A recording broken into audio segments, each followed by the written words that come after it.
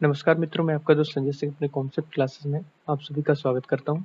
आज जो हम लोग समझने वाले हैं वो टॉपिक है हमारा पॉल्यूटेंट से रिलेटेड कि ट्रॉफिक लेवल पर यानी कि पॉल्यूटेंट्स कैसे यानी कि बढ़ता है, उसकी कॉन्सेंट्रेशन बढ़ती है या घटती है। तो इन सभी चीज़ों को जानने के लिए हम लोग यानी कि इस लेक्चर को लेकर आए हैं। ठीक है, आप लोगों से एक छोटी सी रिक्वेस्ट जो हर लेक्चर में रहती है, अभी तक आपने अगर चैनल को सब्सक्राइब नहीं किया है तो चैनल को सब्सक्राइब करें, जितना हो सके उतना लाइक करें और अपने फ्रेंड सर्कल में चीज़ों को शेयर करें जो उनकी भी मदद हो सके। तो चलिए स्टार्ट करते हैं आज का lecture.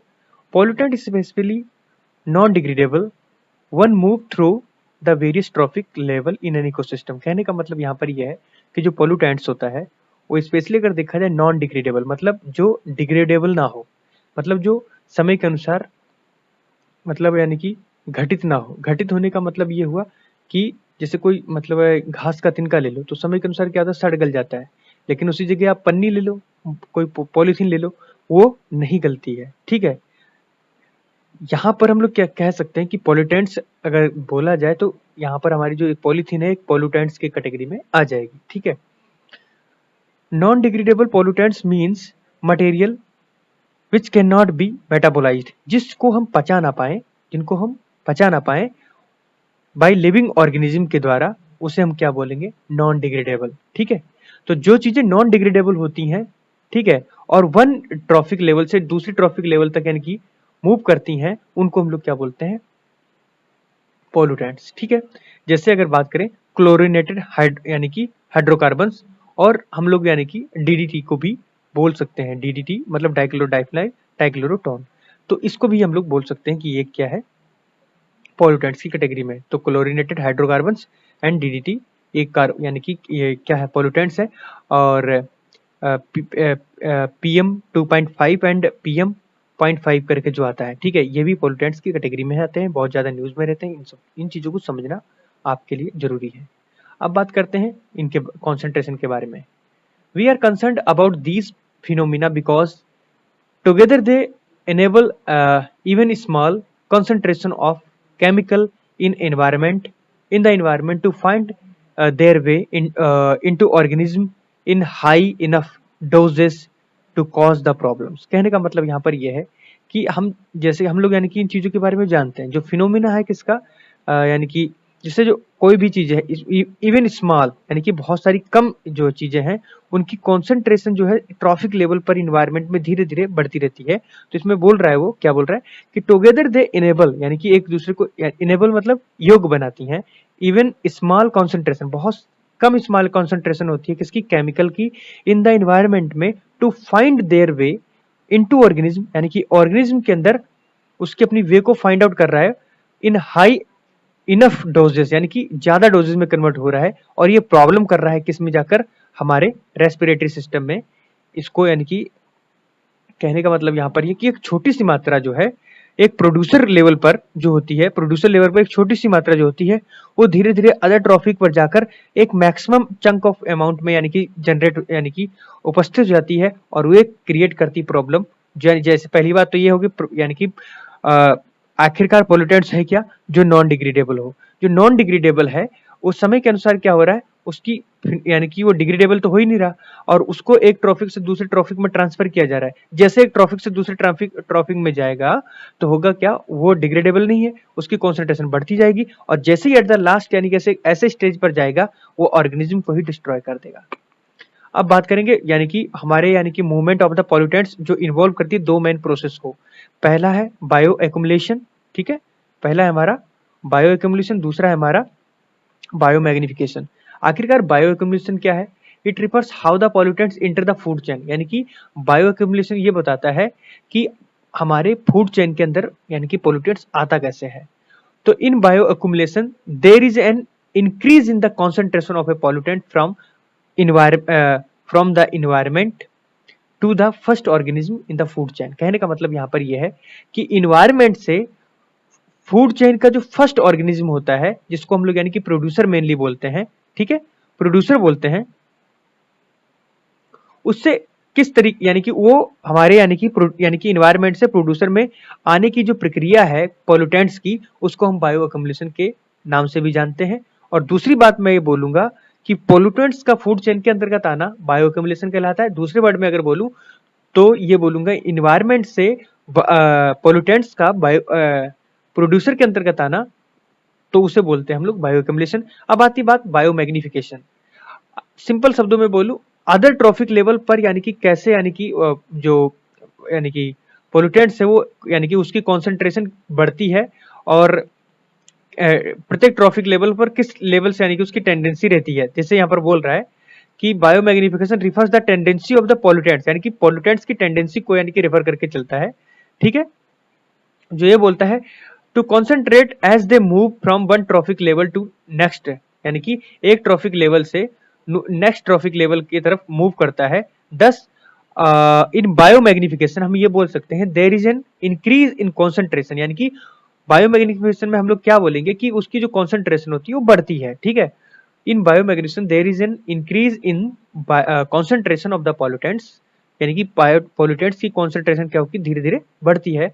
From one link in a food chain to other link, कहने का मतलब वन ट्रॉफिक लेवल से दूसरे ट्रॉफिक लेवल तक जाने में उसकी कॉन्सेंट्रेशन जो होती है वो इंक्रीज करती है, मतलब बढ़ती है। जैसे in order to biomagnification to occur pollutant must be, यानी कि अगर हम बात करें मैग्निफिकेशन में तो पॉल्यूटेंट्स बनने के लिए कौन सी कंडीशन होनी चाहिए। पहली बात, वो लॉन्ग लिव्ड होना चाहिए। ठीक है, लॉन्ग लिव्ड होना चाहिए। दूसरा, मोबाइल होना चाहिए। तीसरा, सोलुबल होना चाहिए इन फैट्स में। और चौथा क्या है, बायोलॉजिकली एक्टिव होना चाहिए। अगर कोई यानी कि pollutants, if a pollutants is short lived, यानी कि कोई पॉल्यूटेंट्स है यानी कि वो शॉर्ट लिव्ड मतलब यानी कि कम समय तक रहता है, तो ये बहुत यहां पर कर रहे हैं, it will be broken down, यानी कि वो टूट जाएगा बिफोर इट बिकम डेंजरियस, यानी कि अपने डेंजर स्तर होने तक यानी कि वो पहले ही टूट जाएगा, बिखर जाएगा, तो वो पॉल्यूटेंट्स की कैटेगरी में नहीं आ पाएगा। फिर बात आती है if it is not mobile, यानी कि अगर ये मोबाइल नहीं है, it will stay in a place and unlikely to be taken by a organism, यानी कि कहने का मतलब यहां पर यह है कि अगर ये मूवेबल नहीं है, मोबाइल नहीं है, तो एक ही जगह पर बना रहेगा, एक स्थान पर रहेगा, and is unlikely to be taken, यानी कि बहुत ही रेयर केस है कि कोई ऑर्गेनिज्म के द्वारा इसे लिया जाए। ठीक है, if the pollutant soluble in water, यानी कि कोई भी पॉल्यूटेंट जो है वो वाटर में सोल्यूबल है, it it will exert excreted by the organism, ये ऑर्गेनिज्म के द्वारा एक्सक्रीट किया जाएगा। Pollutants that dissolve in fat, यानी कि जो पॉल्यूटेंट्स होता है जो डिसॉल्व होता है किसमें, फैट में, however may be retained for a long time, वो लंबे समय तक रह सकता है। मतलब वाटर में जो होता है वो डिसॉल्व होकर बाहर निकल जाएगा, ठीक है, लेकिन जो फैट में डिसॉल्व है वो लंबे समय तक रुका रहेगा। ठीक है, इट इज ट्रेडिशनल मीजर, यानी कि अगर देखा जाए बहुत ही यानी कि ट्रेडिशनल मीजर है, मापने का यानी कि अंदाजा है। The amount of the pollutants in a fatty tissue the organism such as fish, यानी कि फिश के अंदर यानी कि आपको देखने को मिलता है फैटी टिश्यूज में उसके यानी कि पॉल्यूटेंट्स उपस्थित हो जाता है अधिकतर है। In mammals we often test a milk of milk produce by the females, कहने का मतलब मैमल्स में अगर देखा जाए हमने अधिकतर देखा है जो टेस्ट करते हैं मिल्क को, जो प्रोड्यूस किया जाता है किसके, फीमेल के द्वारा। Since the milk has lot of fat, यानी कि जो हमारा फैट होता है यानी कि जो मिल्क होता है उसमें बहुत ज्यादा मात्रा में फैट होती है। In it are often more susceptible to damage from toxin, जो यानी कि किससे, यानी कि कहने का मतलब यहाँ पर यह है कि अगर देखा जाए it are often more susceptible, ये बहुत ज्यादा ससेप्टेबल होता है टू डैमेज फ्रॉम टॉक्सिन, यानी कि टॉक्सिन से, यानी कि अगर देखा जाए पॉइजनियस बोल रहा है यहाँ पर है। ठीक है, तो यानी कि फ्रॉम टॉक्सिन से, यानी कि डैमेज होता है फ्रॉम कहां से, टॉक्सिन से, जो कि पॉइजनियस भी हो सकता है। ठीक है, if a pollutant is not active, यानी कि यदि कोई पॉल्यूटेंट जो है वो एक्टिव नहीं है बायोलॉजिकली, इट में बायो मैग्नीफाई, कहने का मतलब अगर कोई पॉल्यूटेंट्स है इज नॉट एक्टिव, वो ज्यादा एक्टिव नहीं है बायोलॉजिकली, इट में biomagnify, but we really don't worry about it since the probably would not cause any problems, कहने का मतलब यानी ये है अगर कोई पॉल्यूटेंट्स यानी कि सक्रिय क्रिया में नहीं है तो वो ज्यादा से ज्यादा केमिकल रिएक्शन में पार्टिसिपेट नहीं करेगा, और जब वो केमिकल रिएक्शन में पार्टिसिपेट नहीं करेगा तो हमें यानी कि ज़्यादा टेंशन लेने की जरूरत नहीं है कि वो प्रॉब्लम खड़ी करेगा, ठीक है। लेकिन आज की डेट में अगर बात करें, जो डीडीटी है उसे बैन कर दिया गया, क्योंकि वो पानी में सॉल्युबल होकर उसको फैट में सॉल्युबल हो जाता था और जिससे वो बहुत बड़ी प्रॉब्लम क्रिएट करता था हमारे लिए। अब बात करेंगे बायोटिक इंटरेक्शन की। तो बायोटिक इंटरेक्शन क्या, उसके बारे में ये सबसे ही पता चल रहा होगा। बायोटिक एंड इंटरेक्शन मतलब लिविंग बींग्स के अंदर interaction, organism living in this earth are interlinked to each other in one way और अदर। कहने का मतलब यहाँ पर यह जितने भी यानी कि लिविंग बींग्स हैं, जो भी यानी कि लिविंग बींग्स धरती के ऊपर रहते हैं, वो एक दूसरे से किसी ना किसी तरीके से इंटरलिंक्ड है, ठीक है, या कोई ना कोई अलग तरीका होता है बात करने का। Interaction between the organism is the fundamental for its survival and functioning of the ecosystem as a whole. कहने का मतलब यहाँ पर यह है कि जो इंटरेक्शन, एक यानी कि इंटरेक्शन, मुझे हिंदी वर्ड नहीं मालूम। इंटरेक्शन का मतलब ये हुआ कि अगर यानी जो लिविंग बीइंग्स हैं उनके बीच में ये देखने को मिलता है, उस अपने सर्वाइवल के लिए अपने यानी कि फंक्शन को करती हैं इकोसिस्टम के अंदर, और पूरे होल इकोसिस्टम में ये चीजें आपको देखने को मिलती हैं, इंटरेक्शन, ठीक है। अब बायोटिक इंटरेक्शन किस प्रकार का हो सकता है, ये 6 प्रकार के होते हैं। इन 6 प्रकारों को हमें याद करके चलना है। जैसे पहली बात आती है म्यूचुअलिज्म। म्यूचुअलिज्म में ये होता है कि एक स्पीसीज और दूसरी स्पीसीज यानी कि दोनों ही, यानी कि यहाँ पर प्लस का मतलब है प्रॉफिट, और या जिसे बेनिफिट बोल सकते हैं, और यानी कि माइनस का अर्थ है हार्म्ड, और यानी कि जीरो का अर्थ है कि यहाँ पर कोई भी ना बेनिफिट हो रहा है ना उसे हार्म हो रही है। तो अगर बात करें म्यूचुअलिज्म, तो एक स्पीसीज को यानी कि बेनिफिट हो रहा है, दूसरी को भी बेनिफिट हो रहा है। कमेंसलिज्म की बात करें तो एक स्पीसीज को क्या हो रहा है, बेनिफिट हो रहा है, दूसरी को कोई फर्क नहीं पड़ रहा है। अमेंसलिज्म की बात करें तो यहाँ पर एक को यानी कि हार्म हो रहा है और दूसरी को कोई फर्क नहीं पड़ रहा है। कंपटीशन में क्या है, दोनों को हार्म पहुंच रहा है, ठीक है। इसी तरीके से प्रेडेशन में अगर देखा जाए, ठीक है, प्रेडेशन में देखा जाए तो इसमें क्या होगा, एक को यानी कि लाभ हो रहा है, दूसरी को हानि हो रही है। पैरासिटिज्म में भी यही देखने को मिलेगा, एक को लाभ एक को हानि, ठीक है, ये बात समझ गए आप। अब बात आती है यहाँ पर types of the biotic interaction, कितने प्रकार के बायोटिक इंटरेक्शन होते हैं, ठीक है।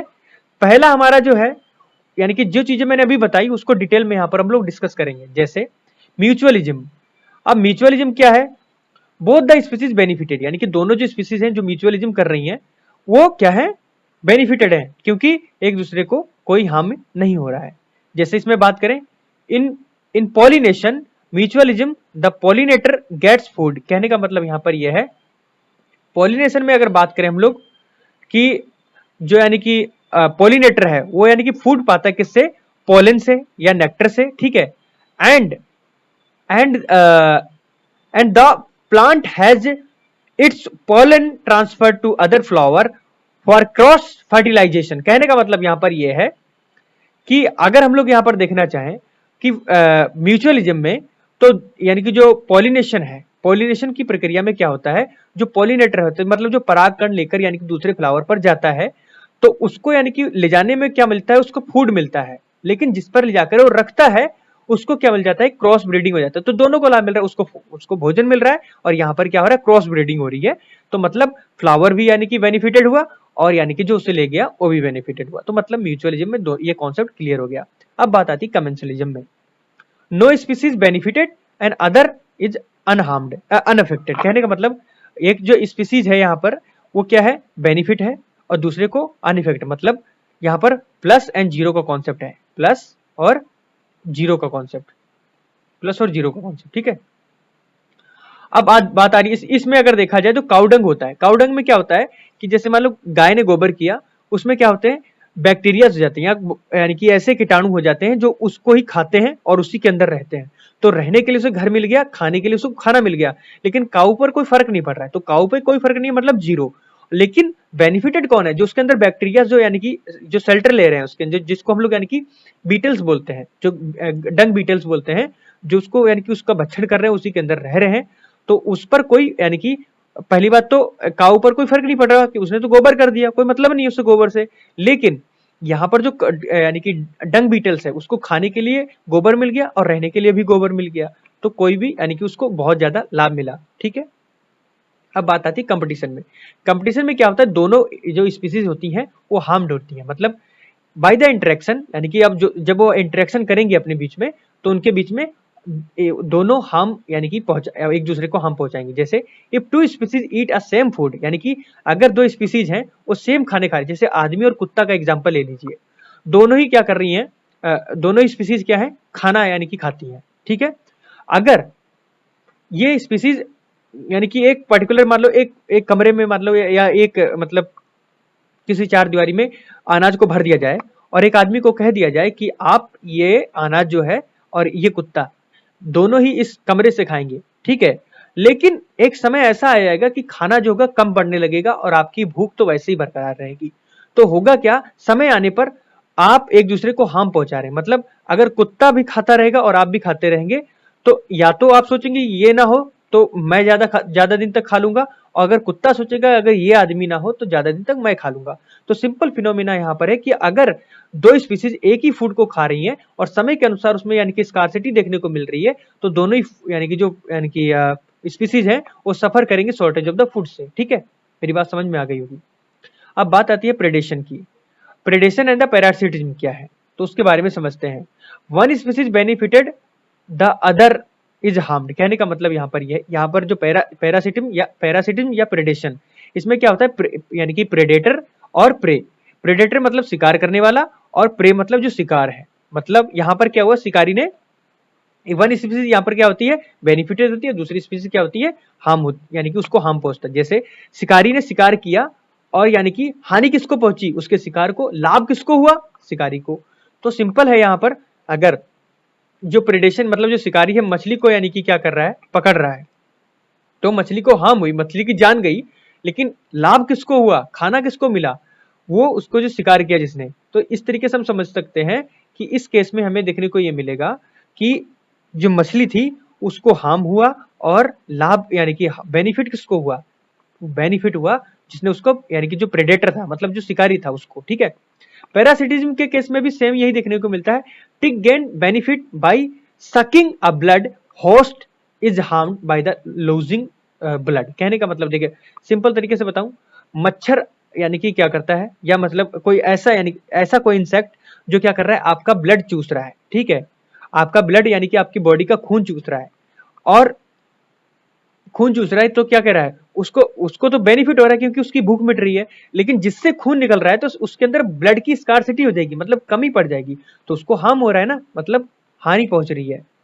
अब बात आती है अमेंसिलिज्म की। तो one species is harmed and other is unaffected. कहने का मतलब यहाँ पर यह है, अमेंसिलिज्म की जब बात करेंगे तो एक स्पीसीज को क्या होगा, मतलब हानि पहुंचेगी और दूसरी को कोई फर्क नहीं पड़ेगा। जैसे इसमें बात करें, अ लार्ज ट्री शेड, यानी कि एक बहुत बड़ा पेड़ है, उसकी बहुत ज्यादा छाया है, उसके ही नीचे एक छोटा सा पौधा उगाया है, लेकिन उसको पनपने के लिए ज्यादा धूप नहीं मिल पा रही है।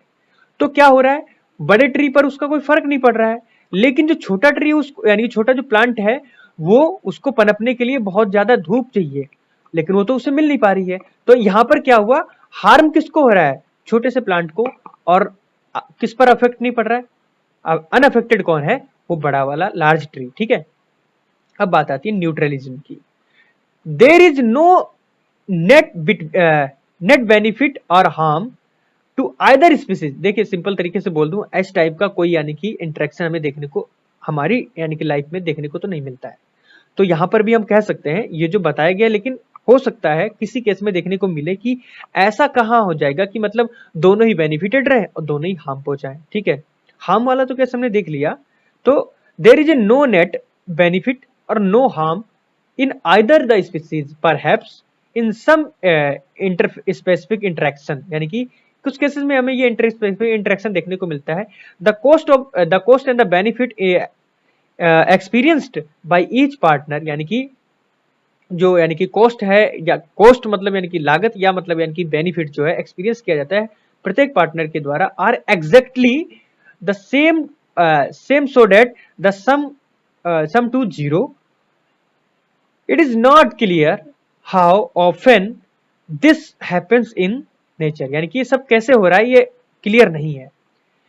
Naturalism neutralism is also sometimes described as the relationship between the two species inhabiting the same space and using the same source, कहने का मतलब इस टाइप का जो यानी कि ये जो इंटरेक्शन हमें देखने को मिलता है दो स्पीसीज के बीच में देखने को मिलता है, और वो सेम स्पेस पर रह रही हो और एक रिसोर्स के लिए झगड़ रही हो, ठीक है, यूजिंग अ सेम रिसोर्स, ठीक है, but that have no effect on each other, यानी कि वो एक ही सोर्स के ऊपर यानी कि क्या कर रही है, इंटरेक्ट कर रही है, लेकिन उनके ऊपर कोई फर्क नहीं पड़ रहा है एक दूसरे पर।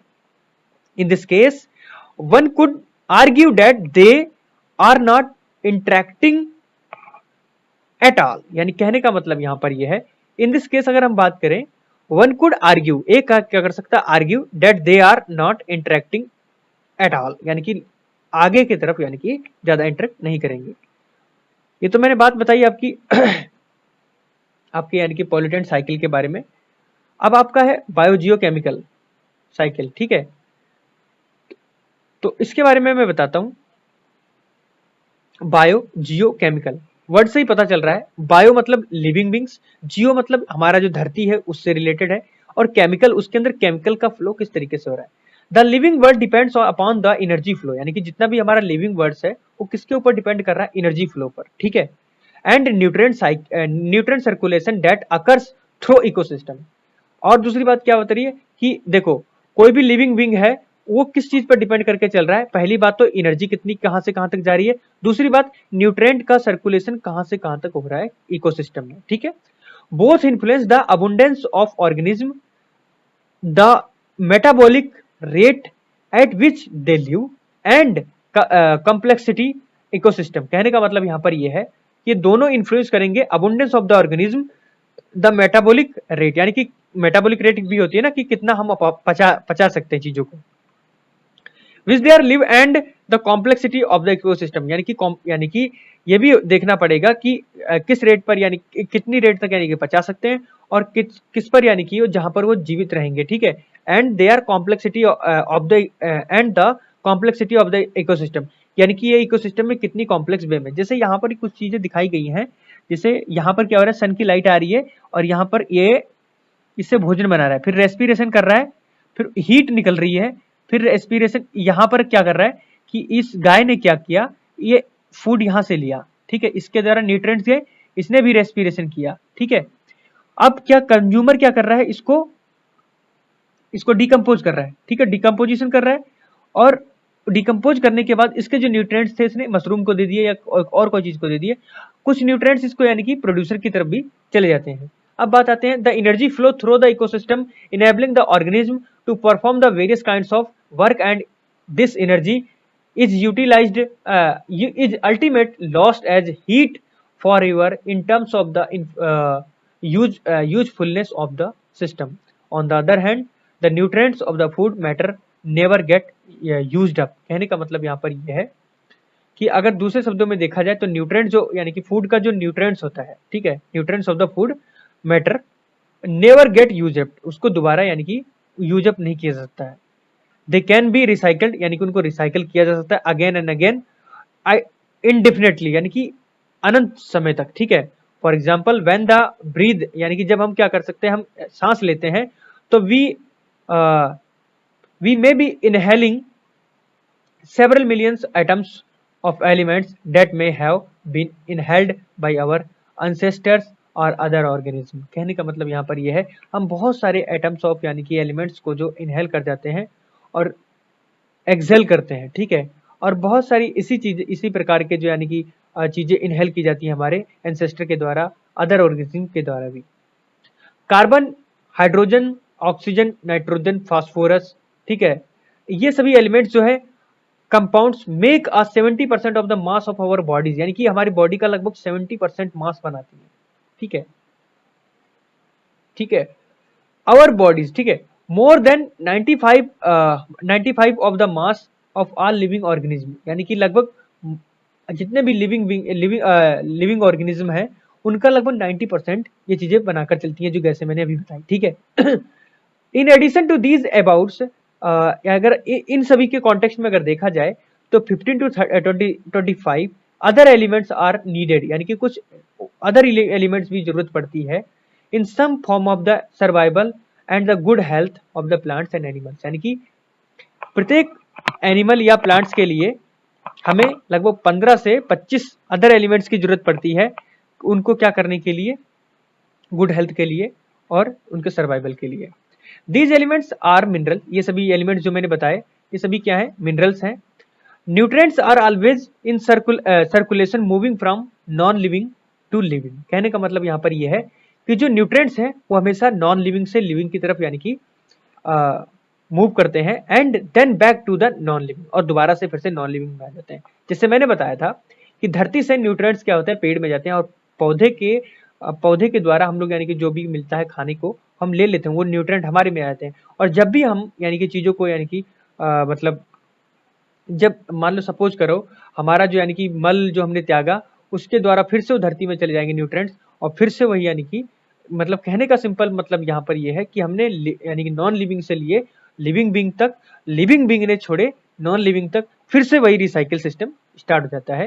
ये सभी देखने को मिलता है, ये components of the ecosystem in an more less circular fashion, यानी कि ये सभी क्या देखने को मिलता है, जितने भी मैंने बात करी ये कहाँ से, मैं दोबारा बोल रहा हूँ कि जो यानी कि न्यूट्रिएंट्स हैं वो ऑलवेज यानी कि क्या करते हैं, मूविंग करते हैं नॉन लिविंग बीइंग से living and then back to non living components of the ecosystem in an more और लेस सर्कुलर फैशन, यानी कि एक सर्कुलर वे में दिखाई पड़ता रहता है। This circular fashion is known as the biogeochemical cycle. कहने का मतलब यहाँ पर यह है कि ये जो हमने ये पूरा प्रोसीजर देखा यानी कि non living to living being, living being to non living and then फिर यानी कि हमारा लिविंग बीइंग, तो ये जो साइकिल देखने को मिल रहा है, एक सर्कल देखने को मिल रहा है जो मैंने पीछे बताया था भाई, ये वाला, ये भी, ये जो सर्कल में जो बताना चाह रहा था इसमें भी सेम यही हो रहा है। हमने क्या किया, हमने चीज यानी कि यहाँ से यानी कि चीजों को लिया उसके बाद हमने क्या किया, मतलब इसने यानी कि गाय ने गोबर किया, या मतलब सपोज करो गाय ने क्या किया, पेड़ को यानी कि पेड़ से अपना भोजन लिया, भोजन खाने के बाद इसने क्या किया, इसने अपना मल मूत्र त्यागा, त्यागने के बाद वो धरती में मिला, धरती में मिलने के बाद फिर से यानी कि पेड़ को न्यूट्रिएंट्स मिल गए। तो ये जो प्रोसीजर था मैंने बताया एक सर्कुलर वे में हो रहा है। तो इस तरीके से हम कह सकते हैं कि एक किस्म से साइकिल क्रिएट कर रहा है जिसको हम लोग बोलेंगे बायोजियोकेमिकल साइकिल। बायो का मतलब होता है लिविंग बीइंग और जियो का मतलब होता है एटमॉस्फेयर। ठीक है, ये चीजें मैंने समझ ली। अब आती है बात न्यूट्रिएंट साइकिल की, जो हम अगले लेक्चर में लेके आएंगे, इस लेक्चर में नहीं, क्योंकि हमारा लेक्चर 30 मिनट मैक्सिमम होता है, इससे ऊपर मैं लेने की कोशिश नहीं करता। Thank you for watching this video, अगर कोई कमी हुई हो तो मुझे माफ करना।